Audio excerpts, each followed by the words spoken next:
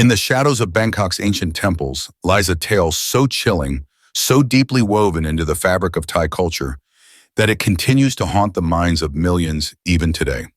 This isn't just another ghost story. This is the legend of Nang Nok, a true account passed down through generations since the Rattanakosin period of Thailand's history. So powerful is this tale that it has inspired over 20 films, countless television adaptations, and even operas. But behind the entertainment lies a dark truth that still sends shivers down the spines of those who dare to learn its origins. In the sultry heat of 19th century Siam, in a small village along the winding Phra Kanong Canal, a love story was about to transform into one of Thailand's most haunting tales. The village was a maze of wooden houses perched on stilts above the murky waters, where the scent of jasmine and incense mingled with the brackish air of the canal. Here lived a young couple, Mak and Nok, whose devotion to each other was the talk of the village. Their modest home, though simple, was filled with the warmth of their love and the promise of their future together. Nok's gentle laughter would drift across the water as she prepared Mak's favorite dishes, her delicate hands expertly crafting chili paste with mortar and pestle, while Mak would return from fishing with his eyes seeking only her. But their happiness was to be interrupted. War had come to Siam, and Mak, like many young men, was conscripted to fight. The day of his departure was heavy with unspoken fears. Nok was with child, her belly swollen with their firstborn. As Mak held her close, breathing in the familiar scent of her hair, neither spoke of the darkness that seemed to hover at the edges of their farewell. "I will wait for you," Nok whispered, her fingers clutching the rough fabric of his shirt. "No matter how long it takes, my beloved."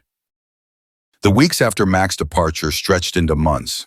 Nok remained in their home, her pregnancy advancing as the seasons changed. The villagers would see her at dusk, standing on her wooden balcony, her eyes fixed on the horizon where her husband had disappeared. But fate had other plans for the young couple. As Nak's pregnancy progressed, the villagers looked after her, bringing food and offering company. But fate had cruel plans. One stormy night, when thunder shook the wooden pillars of houses and lightning split the sky, Nok went into labor. The village midwife was attending another birth, and the heavy rains had made the canals treacherous. Alone in her elevated house, Nak's screams of agony merged with the howling wind. The birth was complicated, and as the night wore on, both Nak and the child still trapped within her womb passed into the world beyond. The next morning, when villagers finally reached her house, they found a scene that would haunt them forever. Nok and her infant, lifeless on the blood-stained floor. Fearing bad omens, the villagers hastily buried their bodies behind the house before the heat of day could take hold. But as they lowered her into the earth, some swore they heard a whisper on the wind. "I will wait for you, my beloved Mak." The first signs of something wrong came when villagers began seeing Nok at odd hours, standing motionless on her balcony, her long black hair hanging like a curtain of night. Children playing near the house would run screaming, claiming they saw a woman's arms stretch impossibly long beneath the stilted house, reaching for fallen items with fingers that seemed to elongate like serpents.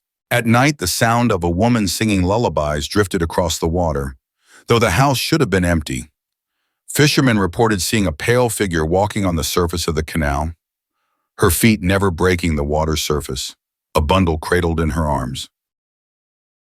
Months later, when Mak finally returned from war, wounded but alive, he found his home exactly as he had left it. There was Nok, more beautiful than ever, cradling their infant son. The house was filled with the aroma of his favorite foods, and Nak's smile was as sweet as he remembered. But something had changed in her eyes. They held a darkness now, deep and hungry. The villagers tried to warn him, but their attempts met with horrifying consequences.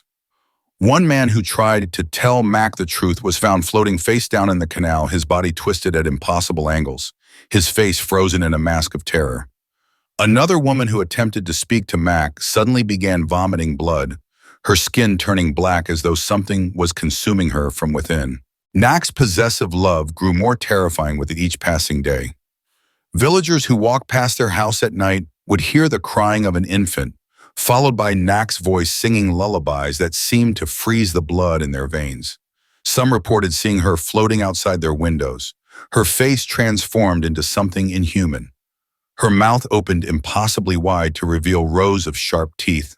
One evening, a brave soul who dared to spy on the couple witnessed a chilling scene. Nak was preparing dinner, but the food in her pot was writhing with maggots and decay. Yet Mac ate contentedly, as though feasting on the finest delicacies. When she cradled their child, the observer saw not a baby but a rotting corpse, its flesh falling away in pieces. Mac's awakening to the truth came one fateful evening when he returned early from fishing. Through the floorboards, he watched in horror as Nak's arms stretched unnaturally long to retrieve a dropped lime, her flesh taking on a greenish tinge in the fading light. That night, as she prepared his dinner, he noticed the smell of decay beneath the aroma of food, saw how her skin sometimes seemed to slip from her bones like a poorly fitted mask. When she reached to touch, get him, her fingers were ice cold, and in a flash of lightning, he saw her as she truly was, a corpse animated by love and desperation, her beauty merely an illusion covering rotting flesh and hollow bones. Terror-stricken, Mac fled to the local temple, but Nak's rage knew no bounds. The night air was filled with her wails of betrayal, and the temple grounds shook with her fury. Trees bent and broke in supernatural winds as she approached, her form shifting between the beautiful woman Mac had loved and the terrifying spirit she had become. "Why do you run from me?" her voice echoed, both sweet and terrible. "Did I not promise to wait for you? Did I not keep my word? Please come back." Her wails were so filled with pain and longing that they say even the temple dogs howled in sympathy. Several Buddhist monks attempted to subdue Nak's spirit, beginning their prayers as Nak's spirit manifested fully, a horrifying spectacle of death and decay. Her mouth opened in an impossible scream that shattered temple windows and sent animals fleeing in terror. Her hair writhed like living snakes, and her arms stretched endlessly, trying to reach Mac through the protective circle of prayers. Nak's love-fueled power eventually proved too strong for the monks, killing 3 of them, leaving their bodies twisted and drained of life.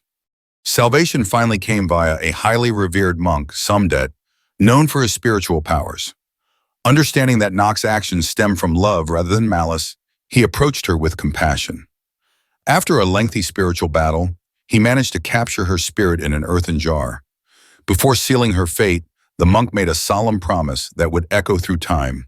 In their next life, Nak and Mac would be reunited, and their love would flourish uninterrupted by tragedy.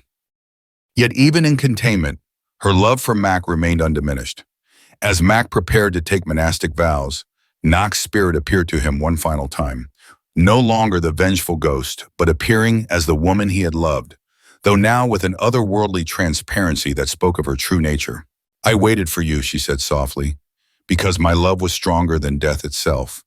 But now I understand. Love should set free, not bind." With these words, Nak's spirit finally found peace, ascending to the next realm. The earthen jar containing a piece of her spirit was eventually buried beneath what would become known as the Shrine of Mae Nak at Wat Mahabut Temple. To this day, visitors come to the shrine, leaving offerings of colorful dresses, jewelry, and cosmetics to appease Nak's spirit. Some come seeking blessings for love, others praying for safe delivery and childbirth. But all are warned, never mock the power of Mae Nak's love. For there are still nights when people claim to see a beautiful young woman walking along the canal, her arms stretched impossibly long, searching eternally for her beloved Mac.